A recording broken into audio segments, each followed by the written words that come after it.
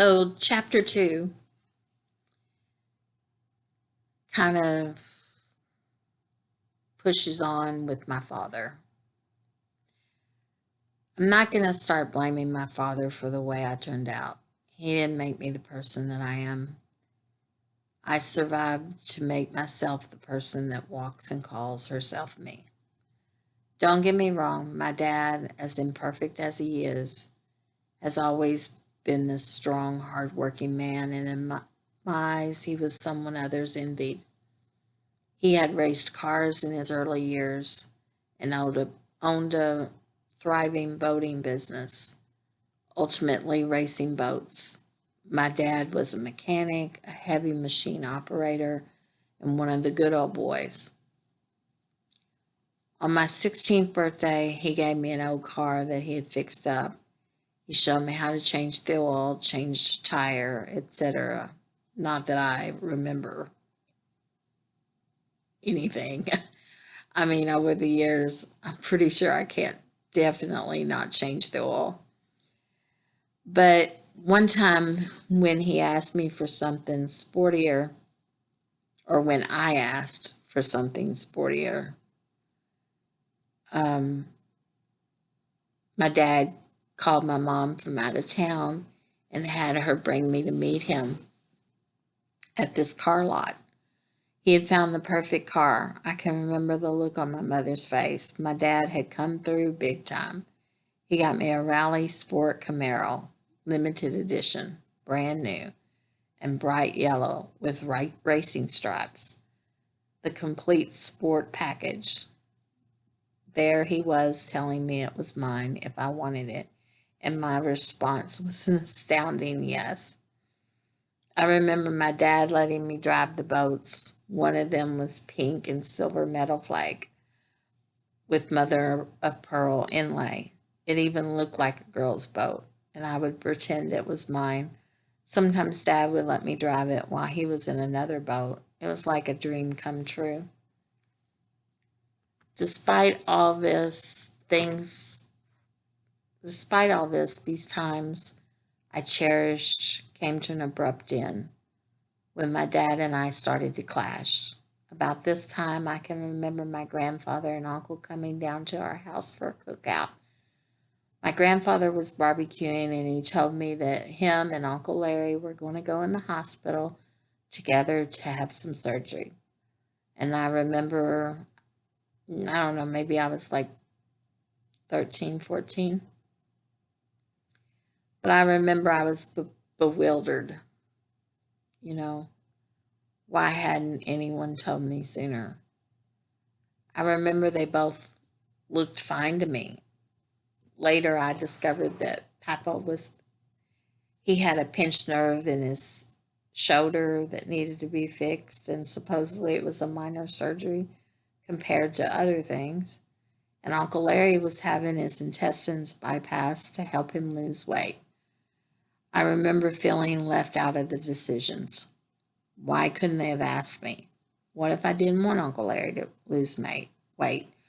What or why hadn't I been included in these decisions? The next thing I remember, I was in a large hospital, and Papa was in intensive care, and the doctors said he was in a coma. I'd been left out until it was too late for me to have a chance to fix everything. If only I'd been there, maybe I could have done something before he got like this. I know I could have. Mom told me the doctors said that Papa drowned in his own fluids because they wouldn't let him sit up. Papa asked my mother for help, and she told him she couldn't raise him up in a sitting position because they told her not to, and she didn't help him. I know if I'd been there, I would have helped him get up. Why did they wait so long? Why couldn't I see him? It was hard. Everything was hard. Everything was jumbled. It was just like I melted into the walls. Finally, the doctors let me go in, probably because they didn't think he was going to make it, and they were just trying to give me a chance to say goodbye. I remember Papa didn't look the same. Tubes were everywhere. He was so pale. I stood by the side of his bed and I reached out to touch him. His skin was cold and felt like rubber. I was horrified. Mom told me to say something, so I tried to speak, but there was a lump in my throat and my heart was breaking. Finally, I said, Papa, it's me. I love you, Papa. Can you hear me? Please wake up. His heart raced on the monitor for a few minutes, and I smiled because I felt like he heard me, but he never opened his eyes. He didn't grasp my hand or nothing. We were soon told to leave. The next time my family went in, they came out crying. I couldn't understand why, but then it hit me. No, God. Please, God. Why is everyone crying?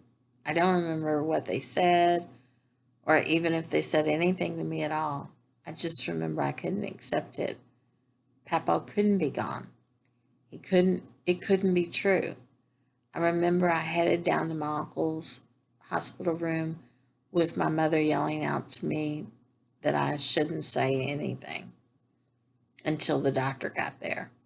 She didn't want me to say anything, I'm sure, because she didn't want Uncle Larry getting upset. I remember I went into the elevator and pushed the button for Uncle Larry's floor, and I screamed the whole way down and kicked the wall over and over and over again. I cried harder than I ever cried. Why, Papa? Please don't leave me. God, help me, please. I tried to compose myself when I got to my uncle's room. I remember he was sitting up in bed wearing this makeshift gown made of bed sheets. As I walked into the room, he could see that I had been crying, and he knew without me even uttering a word that Papa had died. There was a silence for a minute or two. I just looked at him. Then I backed into a corner of the room before tears started streaming down my face. And I knew they were coming when the doctors came to tell him. He just started rattling off orders right and left about his dad's funeral, my grandfather, I mean. From his hospital bed, he took care of everything. When it finally hit me that my papa wouldn't be coming back to me, that he was really dead, I was devastated. A big piece of me died that day. Nobody knew how much hurt I was feeling or how alone. I didn't think anyone realized that what Papa truly meant to me. I remember going to Papa's funeral and sitting on the back row. I don't know why I sat in the back instead of with the family. I just know I couldn't sit up there with them. Uncle Larry wasn't at the funeral because he was still recuperating. I couldn't stop shaking inside.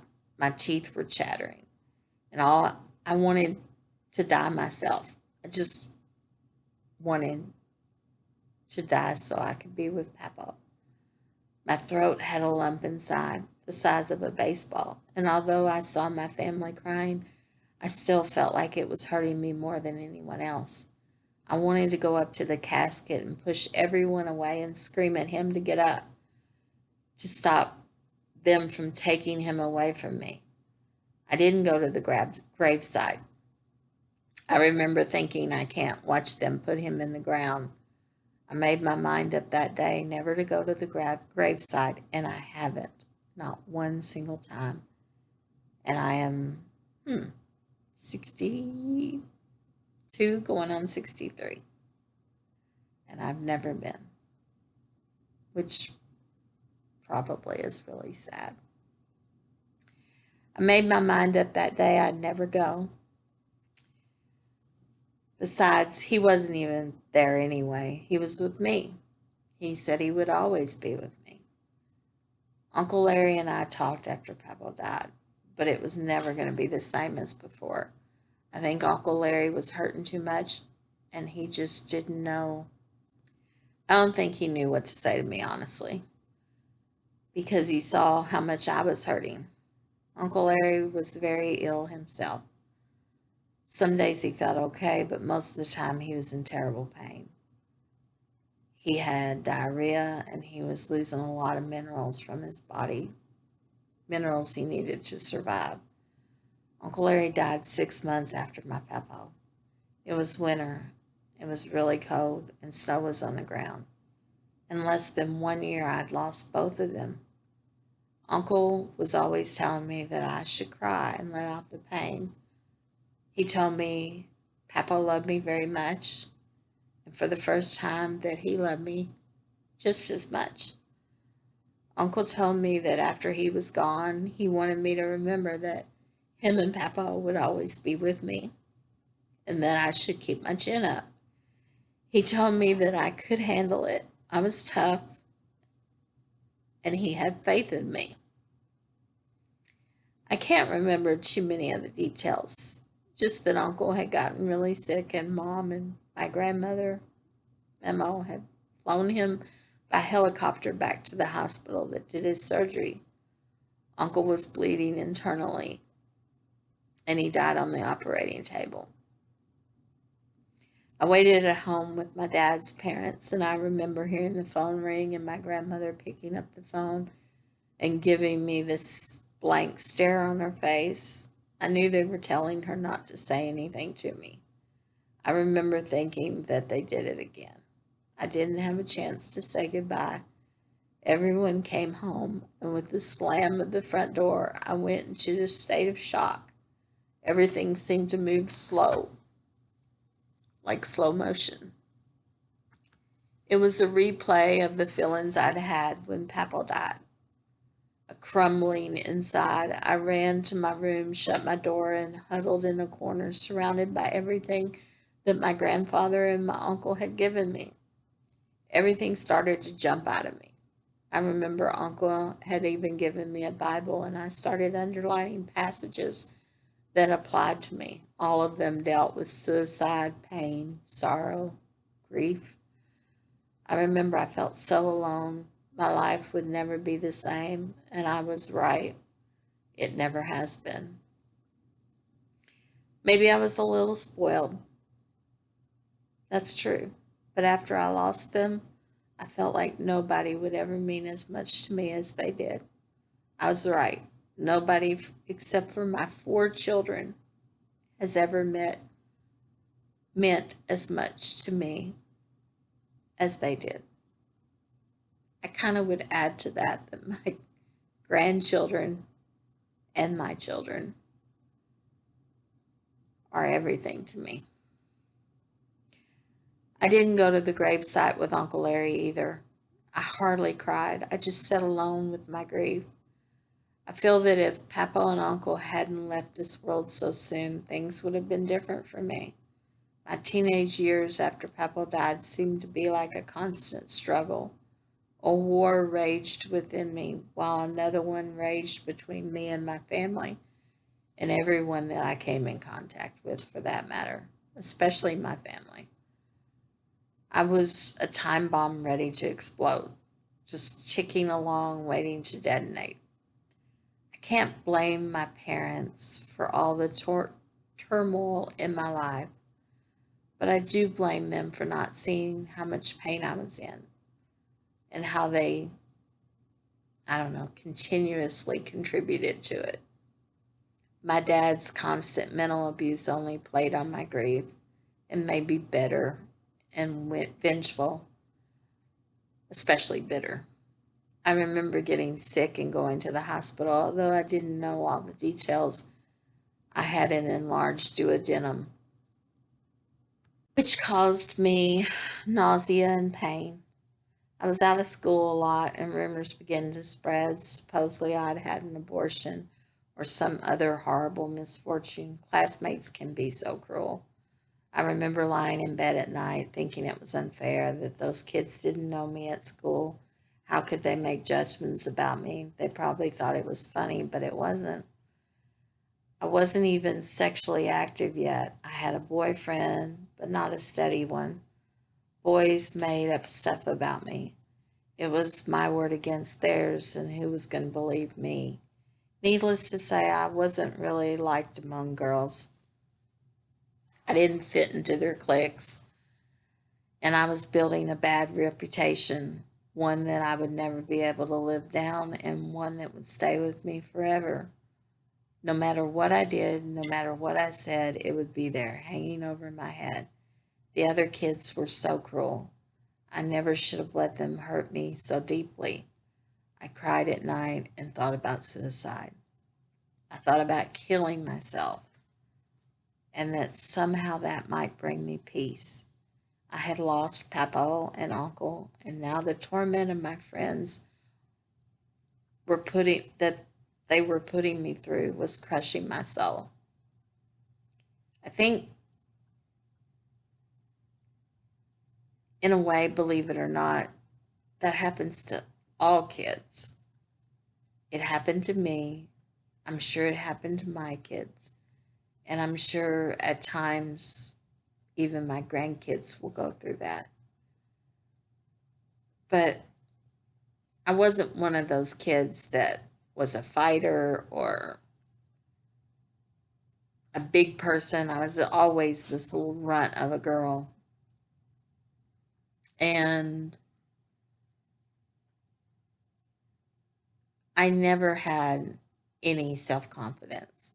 I never had any backbone, really. I do now, but back then, no. Back then, I was kind of like a shell of a person, especially after my grandfather and uncle died.